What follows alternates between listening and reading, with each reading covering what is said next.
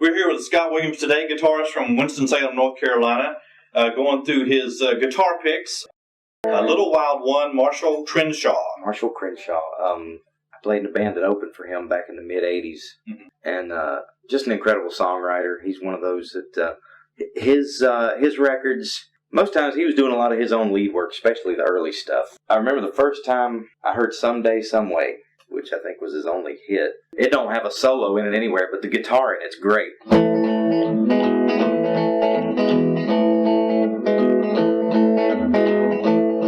can't stand to see you sad. I can't bear to hear you cry. You can't give me what you need. All I can do is wonder why. And I don't remember all the words to it, but his stuff is not really guitar heavy. It's just he'll use some interesting chord progressions.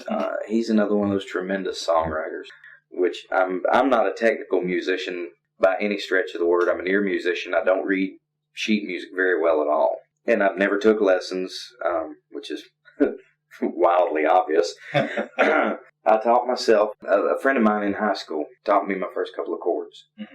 And then I went and bought a guitar book, it showed me chords, and I just took it from there, and along with that little chord book was one of those little flimsy records that had the notes that you tune your guitar to. You put it on the turntable, and it'd give you 60 seconds or so of your low E string, and I'd do that with the record player, and then it's ready to move on to the A, and I'm still not tuned to the E yet, Wait a minute, I'm not done, Next thing you know, I was playing along with records, and I think that's why I gravitated towards some of the early rock and roll and the country music, because a lot of it was, just 3-chord things, maybe a 4th chord in here for good measure here and there, Wasn't real hard stuff right. As far as learning to play rhythm too. Yeah.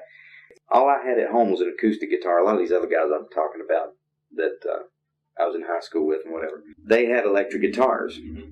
I just had an acoustic, and I'm thinking, well, I can't make my acoustic guitar. I can't do Leonard Skinner on that. I can't do ZZ Top. They were big then too. Mm-hmm. But I could strum along to Mama's had a Buddy Holly album, and I could strum along with that.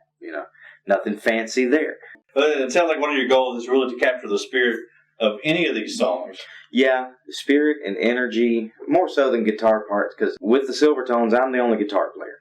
We've just got 4 pieces: bass, drums, piano, and then me. I try to put a little energy into the show. Our bass player does one.